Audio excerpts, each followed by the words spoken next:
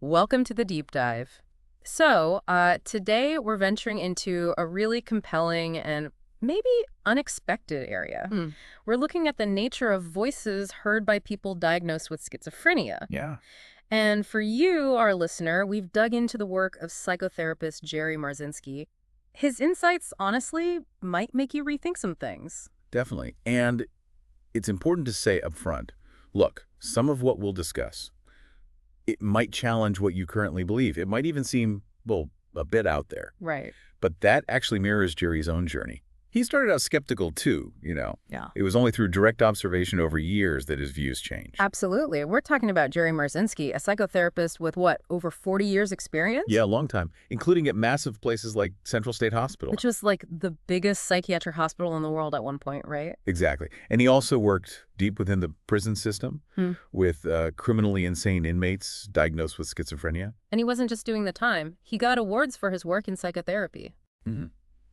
And achieved real success, he says, in treating schizophrenia, to the point where he actually believes a cure exists. Which is pretty radical compared to the standard psychiatric view. Totally. The consensus is generally that it's manageable, not curable. And what really struck me from his work was the consistency he found. These voices. Mhm. They sounded similar, had similar patterns. Yeah, not just in one place. He compared notes from Georgia, then later in Arizona, Right. over decades. Same patterns. Pretty much. Same kind of negative content, same tactics, you could say. That consistency across different people, different places, different times, that alone makes you wonder, doesn't it? It doesn't sound like just random brain static. It definitely pushes back against that idea. It hints at something else may be going on. Okay, maybe a quick clarification for listeners. Jerry's a psychotherapist. How's that different from a psychiatrist? Good point. So basically, a psychiatrist is a medical doctor. They can prescribe medication. Right. Drugs? A psychotherapist, like Jerry, primarily uses talk therapy, non-drug methods, exploring thoughts, feelings, behaviors. Okay, that distinction is important for understanding his approach later on. Definitely. And just to set the stage with the mainstream view, Mm-hmm. traditional psychiatry mostly sees schizophrenia as a biological brain disease. Yeah. No known cure, managed mainly with meds. Got it. So let's dig into Jerry's actual observations. What did he typically see in these patients? Well, he described a common picture. People withdrawing, becoming hostile, very isolated, sometimes doing things he called bizarre actions, big struggles with controlling emotions, and this deep, deep mistrust of others. And he mentioned paranoid schizophrenia being the most common type he saw, and the toughest. Yeah, that seemed to be the most prevalent and often the most challenging to work with. And the age it usually hits? Typically around 25. That seems to be a common age of onset. And the voices. That's a central feature, especially in the paranoid type. Oh, absolutely. Hearing voices is like a hallmark characteristic. It's kind of staggering to think it affects about 1% of people worldwide. It is. The WHO ranks it in the top 10 global health problems. Yet, Jerry points out it doesn't get nearly the same level of research funding as, say, other major illnesses in that top 10. No, it's comparatively underfunded, which is strange given its impact. You know, there's this assumption, maybe, that if you hear voices, you can't function in society. Right. That you're completely incapacitated. But Jerry tells a story about a therapist in New York he spoke to. This therapist heard voices himself. Yeah, and was holding down a job, functioning professionally. So it showed Jerry that some people can manage, can work, but often they hide it, right? Because of the stigma. Exactly. The fear of being judged or misunderstood is huge. Okay, so this leads into the standard medical treatments and what Jerry saw as maybe shortcomings. You talked about emergency rooms. What happens when someone having a psychotic episode ends up there? Well, his observation was that often the medical staff weren't really sure how best to deal with them. The main goal seemed to be just stabilize them quickly and get them out of the ER. Not really digging into the why or the experience itself. Not usually. No. More about immediate crisis management. And the underlying theory in medicine. For decades, they've been looking for a purely biological cause, right? Right. The big push for a while was the chemical imbalance theory, linked to drugs like Prozac coming out. Serotonin, dopamine, that sort of thing. Exactly.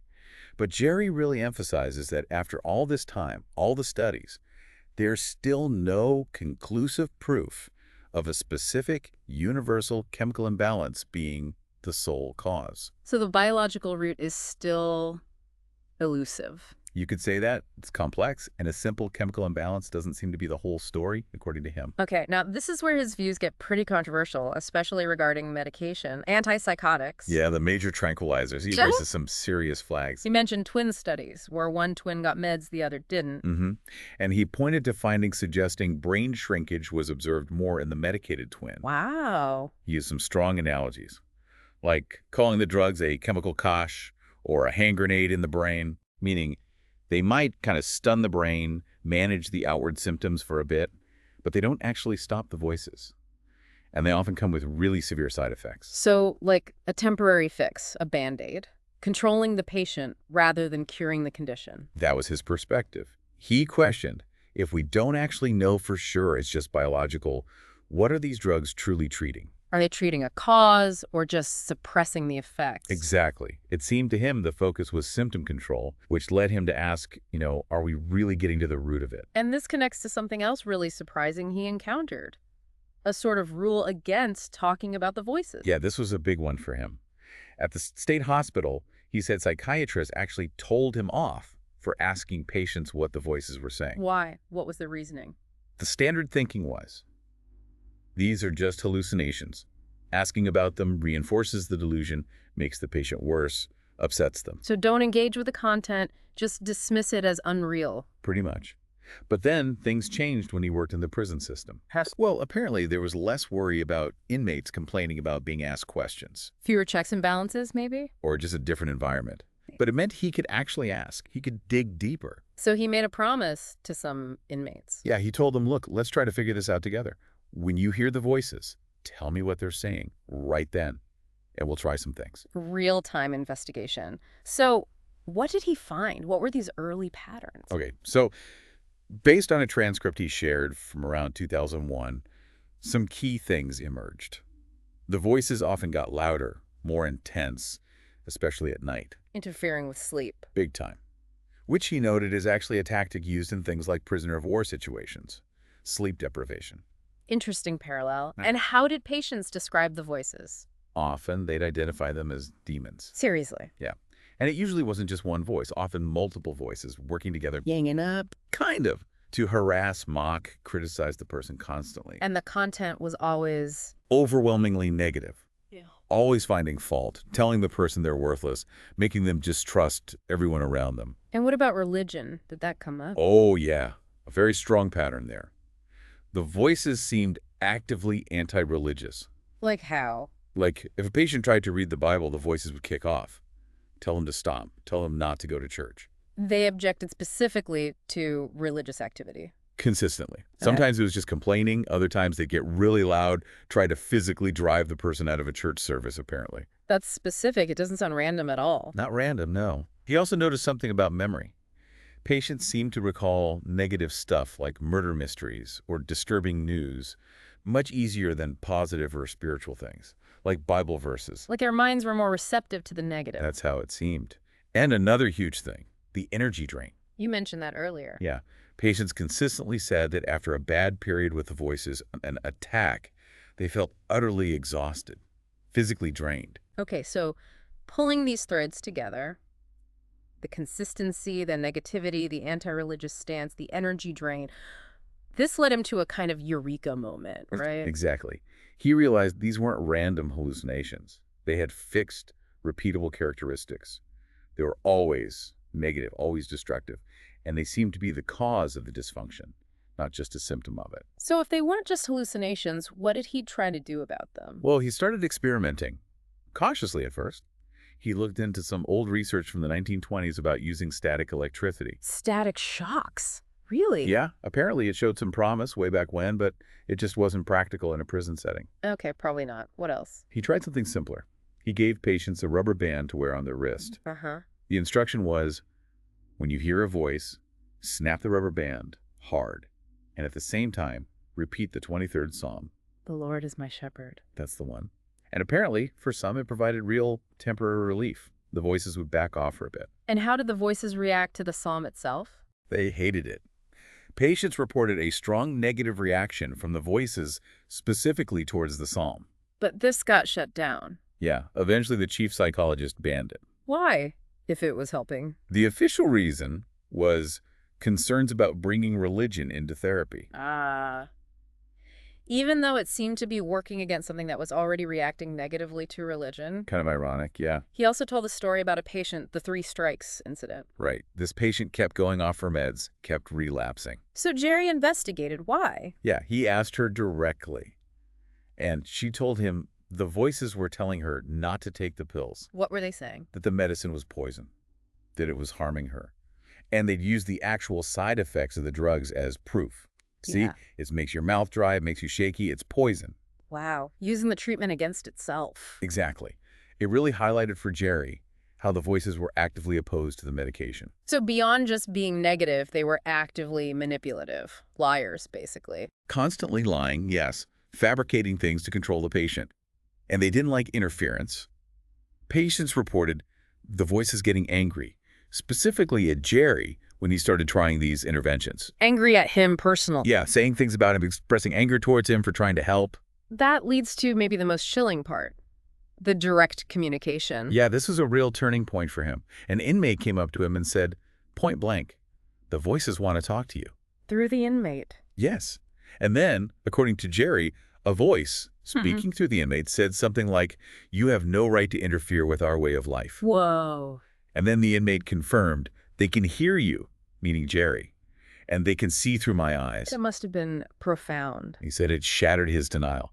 He couldn't explain that away as just brain chemistry anymore. And this ties back to the energy drain idea, the energetic parasites. It does. He kept seeing this pattern. Voices attack, patient gets drained. He described an informal experiment in jail, comparing an inmate under huge stress but mentally clear, who kept his energy levels up, versus his cellmate, who was psychotic, hearing voices constantly, and was completely wiped out, lethargic. Same environment, different internal experience, vastly different energy levels. Right. It strongly suggested to Jerry that the voices were the cause of the energy loss, that they were somehow feeding off the person's negative emotional energy. Energetic parasites. Like a psychological vampire. That's the concept he landed on, that these weren't just thoughts, but some kind of entity draining the host. And then there was that bizarre electrical thing in his office. Oh yeah, that's a wild story. He was reading some material about energetic parasites during a session. With a patient? Yes. And suddenly this loud crackling sound starts coming from the walls, from the phone. Electrical noises. Just out of nowhere. Apparently. He said it deeply affected him, made him really consider their potential to interact with the physical world. The patient, interestingly, seemed kind of detached and just left. Did he ever find out what the patient thought? He did. He spoke to the patient later, who confirmed hearing the crackling. The patient said, yeah, that was the voices. They were trying to scare you away. Seriously? And then dropped another bombshell. The patient revealed the voices had also told him to attack Jerry. Physically attack him. Good grief. That's terrifying. It really cemented Jerry's view that he was dealing with something intelligent, manipulative, and hostile. He also made a link to drug use, specifically crystal meth. Yes, he saw a strong connection there. He described meth as sort of opening the doors for these entities. Oh, so... Users would start hearing voices, often assuming it was just the drugs, that it would stop when they got clean. But it didn't always stop? For many, it didn't. The voices became persistent, just like in diagnosed schizophrenia. Like the drug use created a permanent pathway or vulnerability. And this connects to shadow people. I've heard about that. Right. Both meth users and schizophrenic patients often report seeing them, described as like three-dimensional shadows, but with no real features. Usually very frightening, yeah. Mostly silent, just present. He mentioned one odd case of seeing one during an LSD trip, which he thought was unusual. Are they always just shadows? Sometimes ER staff dealing with meth users report them seeing shadow people with green or red eyes. Jerry saw that as a sign of a particularly bad state. There was that story about the guys in the desert, too. Oh yeah, the meth users surrounded by shadow people, and they felt their truck reacting, like something physical was pressing against it. Again, that hints at something more than just internal hallucination. It does raise questions. Jerry found some validation, or maybe a framework, in the writings of Carlos Castaneda. How did Castaneda fit in? Castaneda wrote about how our minds tend to block out or rationalize things that don't fit our reality. We see something impossible and our mind just smooths it over, makes it fit, or makes us forget it. Like a defense mechanism against cognitive dissonance. Kind of. It helped Jerry understand why maybe his colleagues dismissed his findings, and even why he himself had been resistant initially. He did that Nazi uniform experiment to test this. Yeah, a bit of a controversial experiment, but it was designed to see how people reacted to something utterly bizarre and out of place. And what happened? People's minds altered the memory. They rationalized it, changed details to make it less weird, and eventually just forgot the really strange parts. So our reality filter is strong. Very strong, which is why Jerry started meticulously documenting everything unusual he saw. He knew memory could play tricks. Let's go back to that church transcript session. What other details came out about the voices' behavior? More confirmation of the patterns, voices saying they'll never leave, that medicine is useless, Constant negativity. relentless mocking, not just of the patient, but trying to turn them against friends, family, telling lies about people to isolate the patient. Social sabotage. Absolutely. And active 24/7, causing nightmares, disrupting sleep constantly. Any mention of self-harm. Yes, disturbingly so. Voices actively encouraging it. He mentioned a horrific example where they told someone to poke their own eye out. God, that's awful. And they pushed substance abuse too, especially things like alcohol, cocaine, heroin. Things with bad crashes, negative rebounds. Exactly. But interestingly, they often discouraged marijuana use. Jerry speculated it was because pot doesn't have that same sharp, negative rebound effect they seem to thrive on. So they encourage destructive highs, discourage mellower ones? That was the pattern he saw. And again, the view that medication only offered temporary relief just until the brain sort of rebalanced itself after the chemical hit. And the church thing again. Strong reactions. Very strong. Trying to distract, creating intrusive thoughts, physical sensations to make the person leave. But if the person stuck it out? Sometimes the voices would quiet down eventually. The patient described it as a battle, but also said church was where they found some peace. So Jerry kept asking patients, what helps you fight back? Always, which was so different from the mainstream approach of don't talk about them. He wanted to know what worked for the individual. Given how different his findings were, how did the psychiatric community react? Did they engage with his work? Largely. Silence. No real formal engagement. Why do you think that is? Well, it's pretty radical stuff, isn't it? It challenges the entire biological model, the treatment protocol. The pharmaceutical industry's role? That too. There are huge financial interests tied up in the current model. And frankly, probably fear. Fear of being seen as crazy yourself if you start talking about external entities. But did anyone react positively? Oh, yes. He said he got a lot of positive feedback from people actually experiencing these things, people who felt finally understood. And some nurses, too. Yeah, mental health nurses who'd worked on the front lines. Yeah. Some apparently told him they'd had similar suspicions based on their own observations. They felt validated. So interventions, besides the rubber band and Psalm, what else seemed to have an effect? Well, the static shocks were explored early on. And the 23rd Psalm seems potent. He speculated other holy texts might work too. He mentioned hearing about Islamic prayers having similar effects. So anything moving the person towards positive spirituality seemed to provoke a negative reaction from the voices. That seemed to be a consistent finding, yeah. It makes you think about history, doesn't it? All the old stories. Absolutely. Biblical accounts like Jesus casting out legion, medieval beliefs about possession, concepts like jinn in other cultures. Things modern science tends to dismiss because you can't stick them in a test tube. Right. If you can't measure it easily, it's often dismissed. Yeah. But the ideas have been around forever. Jerry even mentioned the cartoon devil and angel on the shoulder. As a kind of subconscious cultural nod to this internal battle with external seeming influences. And his idea about negative thoughts, that maybe all our negative self-talk or thoughts about others come from these things, not just for schizophrenics. Yeah, that's taking it a step further. A pretty profound suggestion about the origin of negativity in general. Did he have any thoughts on animals? Do they interact with this? He mentioned horses possibly having a calming effect or maybe being disliked by these entities, but he stressed the language barrier these things seem to operate primarily through verbal thought. But animals, like pets, often seem to provide comfort and peace to patients. Companionship without the complex verbal interaction. So the big claim, is paranoid schizophrenia curable? He says yes. He emphatically says yes. He claims he witnessed many complete recoveries, especially with the prisoners he had more freedom to work with. And the key was? The key was getting the person to understand, truly believe, that the voices are not them. They're external, parasitic. And then adopting a mindset of fighting back, a battle, as he put it. How did the prison authorities react when inmates started getting better, recovering from something deemed incurable? It caused problems, actually. Skepticism, concern. The chief psychologist, his supervisor, they were apparently baffled, maybe even suspicious this wasn't supposed to happen. Did they try to find out what Jerry was doing? They tried, but the inmates who were recovering were apparently reluctant to talk about it, didn't want to jeopardize their progress. Jerry got accused of doing unauthorized experiments. Even though people were getting well. Yeah. He mentioned the head medical director kind of acknowledging the potential cost savings if people were cured, but ultimately siding with the supervisor who was raising concerns. So what happened to Jerry? Not long before he retired, they transferred him to a unit working mostly with Spanish-speaking inmates.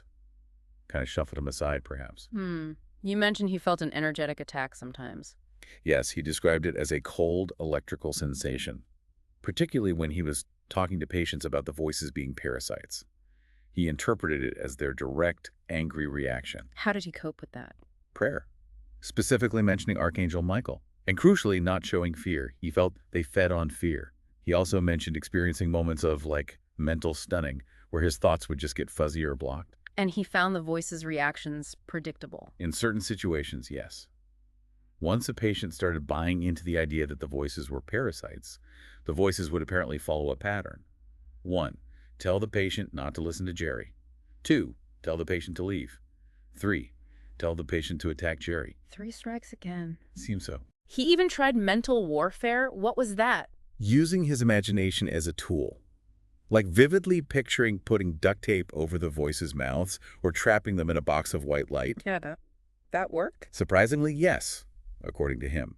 Patients would sometimes report that the voices reacted as if those imagined actions were real, complaining they couldn't speak or felt trapped. That's mind-bending, the power of focused intent, maybe. It raises all sorts of questions. But his ultimate point was a call for a huge shift in psychiatry. That you can't treat a spiritual or energetic problem with just physical drugs. Exactly. He saw the current approach as not just ineffective for the root cause, but potentially harmful and dismissive of the patient's actual experience. So just to recap the core patterns of these voices as he saw them. Okay. Consistently negative, anti-religious, driving negative emotions, fear, anger, despair, energetically draining. Often worse after sunset. Yes. Always trying to isolate the person, demanding attention, constant manipulation through lies, gaslighting. A strong negative bias, positive voice is very rare. Right. Accessing the person's memories to use against them. And actively telling the person not to talk about them to others.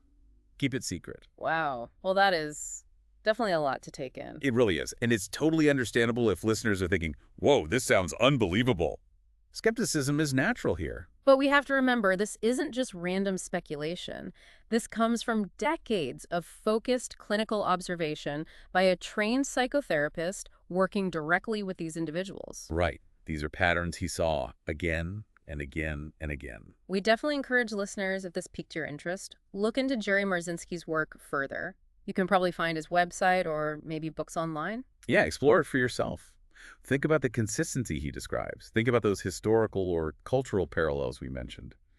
It might offer a different lens. And it leaves us with that final thought, doesn't it? If this perspective holds any water, what does that imply? What are the implications for how we understand consciousness, mental health, maybe even reality itself? Definitely food for thought.